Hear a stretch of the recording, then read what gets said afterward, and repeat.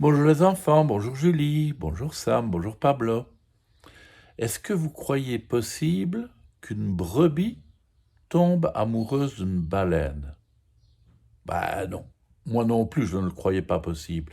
Jusqu'au moment où j'ai découvert ce livre que Yvette m'a prêté. Violette, une petite brebis bien étrange. Violette était une petite brebis bien étrange. Elle avait toujours très chaud en hiver et très froid en été. Elle aimait se balader en manches courtes en février et s'emmitoufler en août. La nuit, elle souffrait d'insomnie. Comme ça la perturbait de compter d'autres moutons pour s'endormir, elle avait décidé de compter les bergers. Mais elle n'en connaissait qu'un, Léon, et c'était bien peu pour trouver le sommeil. En essayant, elle était pratiquement morte d'ennui. Un berger, un berger, un berger, un berger, un berger. Violette n'en faisait qu'à sa tête, et c'était toujours un peu inattendu. Un jour, elle s'était habillée en punk et s'était fait une crête. Un autre, elle avait choisi de ne plus bêler et s'était mise à aboyer, effrayant les vaches de l'étable qui n'avaient plus produit de lait pendant une semaine. Sa famille était très inquiète. « Pourquoi tu ne fais pas comme les autres moutons? Pourquoi tu n'imites pas ta sœur Élise ?» En effet, Élise broutait l'herbe consciencieusement, mais quand ses parents avaient le dos tourné, elle songeait à Hugo, le chien de berger qui faisait battre son cœur. Violette soupirait et s'en allait sous le regard réprobateur de ses parents. En fait, elle avait essayé de faire comme tout le monde, et avait même accepté l'invitation d'Achille, un jeune et superbe mouton, pour le bal de Pâques. Elle s'était longuement préparée, mais arrivée à la fête, elle s'était ennuyée et s'était endormie dans un coin. Une après-midi, rêvant d'aventure, elle se cacha dans la fourgonnette de Léon qui se rendait en ville. La ville ne plut pas à Violette, on manquait de place, les plates-bandes n'étaient pas bonnes à brouter, et des pigeons trop familiers allaient et venaient sur son dos sans lui demander la permission. Pourtant, c'est là qu'elle la vit pour la première fois sur une photo exposée dans une vitrine de magasin. La baleine. À partir de ce moment, tout fut différent. De retour à la ferme, elle demanda à son papa où habitait la baleine. « Les baleines, ça vit dans l'eau, ma fille, répondit-il. Et dans l'eau, on a toujours les pattes mouillées, après on attrape un rhume, ajouta sa maman. Hugo, soupira sa sœur, mais personne ne l'entendit. Alors, Violette commença à chercher la baleine partout où il y avait de l'eau. Elle regarda dans le seau que Sophie, la fermière, utilisait pour nettoyer le sol. Elle sonda la fontaine et le fond de la bouteille que le berger venait de vider, mais il n'y avait rien. Elle retourna voir ses parents pour leur demander où était cette eau dans laquelle vivait la baleine. « L'eau se trouve dans la mer, ma fille, répondit son papa en riant. « L'eau de la mer est profonde et on n'a pas à pattes, précisa sa maman. Hugo sait nager, murmura sa sœur dans l'indifférence générale. Violette se mit à pleurer. Jamais elle ne verrait la baleine. Inconsolable, Violette s'assit sous une vigne de raisin noir et se prit la tête entre les pattes. Le vieux Toto s'approcha d'elle. C'était un imposant taureau de 103 ans. « Ne va pas à la mer, il y a trop de sel dans l'eau. C'est juste bon pour les chèvres, lui dit-il sombrement. Soudain survint Céleste, une hirondelle avec qui la maman de Violette jouait souvent aux cartes. « J'ai entendu dire que tu voulais aller à la mer. Je peux t'aider. Nous migrons la semaine prochaine et nous pouvons t'y déposer, dit l'oiseau à Violette avant de s'envoler. Folle de joie, Violette courut annoncer la nouvelle à ses parents. « Tu es sûre, ma fille ?» lui demanda son papa. « Nous voulons que tu sois heureuse, » ajouta sa maman. « Moi aussi je pars, avec Hugo » hurla sa sœur. Cette fois, tous l'entendirent.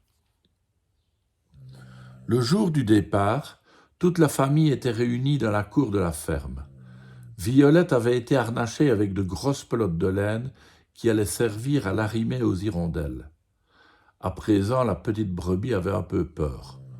Peur de voler sans avoir d'aile, de quitter la ferme toute seule, de ne pas réussir à trouver la baleine, et peut-être aussi un peu peur de la trouver. Céleste ne lui laissa pas le temps d'y penser longtemps. « Prête pour le décollage ? C'est parti » hurla-t-elle en s'envolant. Ça ne prit que quelques secondes. Violette regarda en bas et tout commença à devenir flou et à s'éloigner. Le monde défilait sous ses pattes, et il y en avait du monde. Violette voulut compter. En peu de temps, elle ferma les yeux et dormit comme jamais auparavant. « Nous sommes arrivés » lui murmura Céleste avant de reprendre son envol. Violette sut qu'elle n'était pas à la ferme. L'odeur qui envahissait ses naseaux n'était pas comme d'habitude. C'était une odeur sans bétail et sans chien de berger. Et la sensation du sable sous ses pattes était nouvelle. Elle ne s'était jamais enfoncée dans quelque chose d'aussi moelleux. Alors elle s'approcha de la mer pour goûter l'eau du bout de la langue. Elle ne put s'empêcher de grimacer. C'était vraiment très salé. Toto n'avait pas menti. Elle fit encore quelques pas et aperçut un petit tube tout enroulé sur lui-même. Alors qu'elle tentait de le déplacer avec le museau, une sorte de petit ver plein de pattes en surgit. « Eh oh, c'est pas des manières, ça! J'étais en train de dormir » s'indigna l'habitant de la coquille. Violette se demanda ce que pouvait bien compter cette drôle de petite bête pour s'endormir. Des grains de sable, peut-être ? « Je ne voulais pas vous déranger, je croyais que c'était inhabité. »« Eh bien, non, ma chère. »« Pardonnez-moi, c'est la première fois que je viens à la mer, » s'excusa Violette. « Vous, les quatre pattes, vous êtes tous les mêmes. Mais dis-moi, qu'est-ce que tu es ?» lui demanda madame Bernard l'ermite. « Je suis une brebis, madame. »« Une brebis ? Quand je raconterai ça à mes amis ce soir au bar, mais que fait donc une brebis à la plage ? » « Je suis venue chercher la baleine, » répondit Violette toute fière.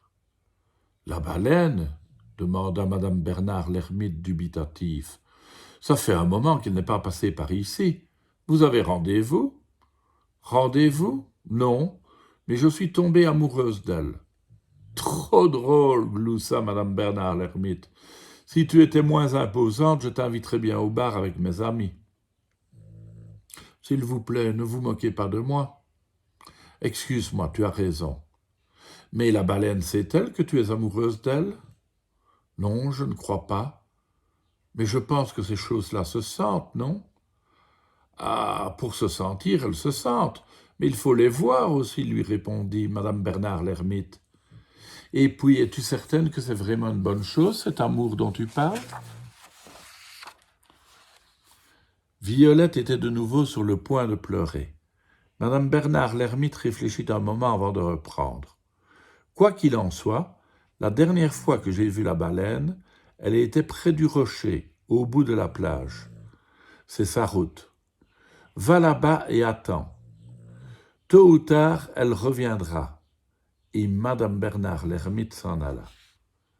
Violette s'assit sur la plage.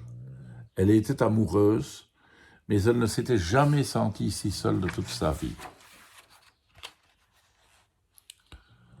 Florian tourna vite la dernière page, en vain. Le livre qu'il avait trouvé dans la bibliothèque de son grand-père finissait ici. Il regarda par terre, au cas où les pages seraient tombées à ses pieds. Mais il n'y avait rien. Il regarda sous les couvertures du lit, au cas où les pages auraient glissé. Rien non plus. Il regarda par la fenêtre au cas où les pages se seraient envolées. Toujours rien.